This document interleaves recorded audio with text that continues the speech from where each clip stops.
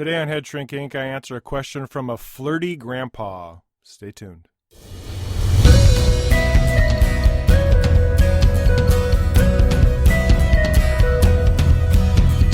You are listening to Head Shrink Inc., where two therapists talk about relationships, challenges, and life. Hey there, this is Doc David, answering another question from a guy named Gary. I have no idea if that's his real name, but let's just call him Gary because that's what he said. That's what he said his name is. Gary is writing me today saying, Doc David, I am a 60-year-old man who has always been friendly and kind to everyone. That's great. From my school days until today. But in the course of my lifetime, I have been accused of being flirtatious to women.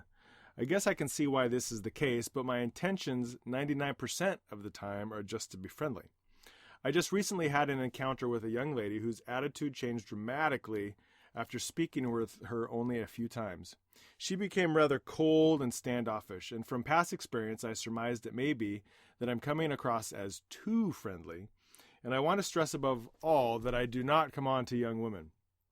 I do like to joke and kid around, but I don't understand why others consider this flirting. Does it involve conceit on their part, or should I just become stoic and unfriendly from now on?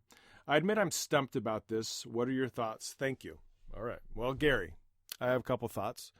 So I tend to be a little bit friendly and to strangers, and some may call it flirty, and I call it schmoozing, and somewhere in the middle is probably where the reality is. I definitely am not flirting with people when I'm being friendly with them. I'm just I view it as I'm trying to make them feel at ease, potentially with a new relationship or in a new surrounding.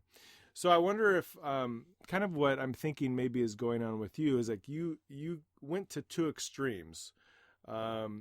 It's either conceit on their part or you become stoic and unfriendly. And I think like with anything, there's a middle ground. I don't think it's conceit on their part. And I don't think that the other solution is to become stoic and unfriendly. Because there are probably plenty of people in your life who don't mind you being friendly. And I'm not going to call it flirtatious because flirting is specifically, in my mind, and I don't have the Webster's definition of it, but flirting in my mind is specifically related to trying to kindle some type of more than a friend relationship with somebody. And so when you're flirting with somebody that's like actively flirting, trying to get a connection with them that is more than kind of a typical normal friendship, I think that's okay if you're a single person and there's someone that maybe you like. But if you're a married person, I never think that flirting is okay. It's an interesting phenomenon. It's definitely a conversation for another podcast. Is Instagram, social media has, in my mind, as I've seen people interact, has become a hotbed for flirtatious things and flirtatious comments that would never be said to the person. And it's just kind of, it's weird to see that go on in social media where people think, oh, this is just fine because it's only on social media and it's not in person in front of my spouse, right? Who's standing right next to me. Anyways, that's for another podcast. But Gary, I think maybe there's a couple things going on. You have no idea when you're interacting with somebody, when you're being friendly with them, trying to put them at ease, you have no idea, the life experiences of that person generally. So you have no idea if they have had bad interactions with someone of the opposite sex that had taken advantage of them. You don't have any idea if there's some kind of mistrust that is going on towards the opposite sex. You have no idea if they've been physically, sexually, mentally, emotionally abused in some way.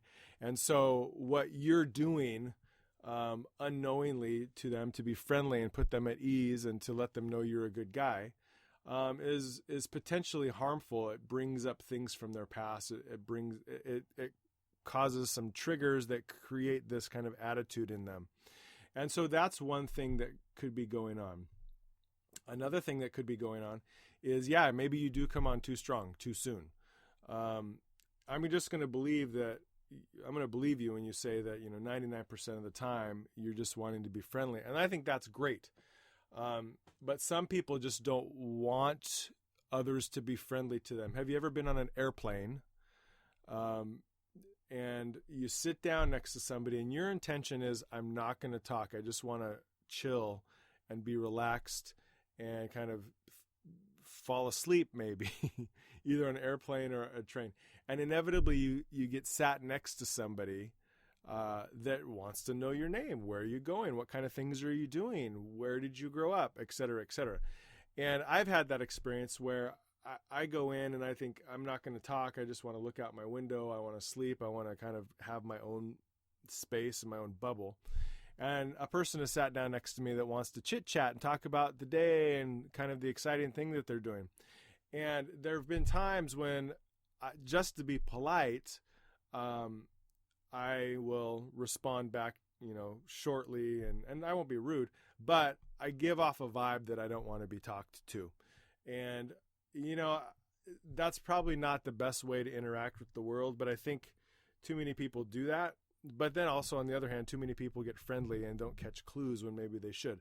So now what I try to do is if I go on a flight, now usually I'm not able to be alone on a flight because I have 7 kids and a wife. And so we're all surrounded by one another usually.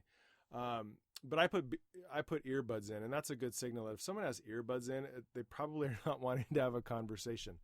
Now, if the person doesn't have earbuds in, and you're, being friendly with them, and they're giving off a vibe that they don't want to be talked to, I would say respect that, because if you don't respect that, it's just going to irritate somebody usually.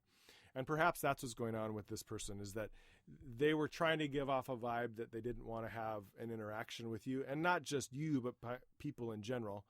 And you maybe didn't pay attention to that vibe. And so then there was kind of this irritation that built up. And so then the next time they see you, it immediately starts to like, oh, I don't want to talk to that guy. He was disrespectful to me the last time I had an interaction with him because he didn't catch my vibe or didn't listen to me. So I think if you know that about yourself, that you are this really friendly guy and that you like to interact with people and that sometimes you come on a little bit too strong, I think some self-reflection is a good idea, because self-reflection is the thing that teaches us about ourselves without having to go to a therapist or having a friend come and kind of talk to us about something that's bothering them. So the more self-reflective you can be, and this question shows me that you have some ability to be self-reflective. The more self-reflective you can be after you have an interaction like that, I think the better, because then you hopefully will learn from that self-reflection. You may be able to start reading the body language of somebody and kind of getting an idea, oh, they're not really wanting me to have too deep of a conversation, so I'll just keep it brief and move on. There's people in your life, I know, Gary, for a fact, there's people in your life that don't mind you being friendly, and in fact are probably friendly back to you.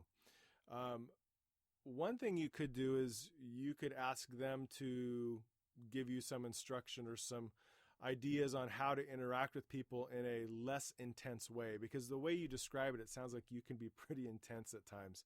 And so being less intense could be a possibility, because for a stranger who doesn't know you, if you just go up and you're like, hey, how's it going? Let's hug. Good to see you. And you want to know about their life history, which some people are fine with, but others are not fine with, and they may immediately put up a defense. You need to be able to read that in people. So I think that it's good that you have this insight. It's good that you care about how you're interacting with people. And I just encourage you to be more reflective and continue being yourself, continue being enjoyable to be around, but also recognize that there's others in the world that don't have the same experience and aren't as friendly as you, and so they're going to let you know that at times. All right, hope that helps. Take care. If you have a question, email headshrinkinc@gmail.com or check out my Facebook page, Doc David. Take care.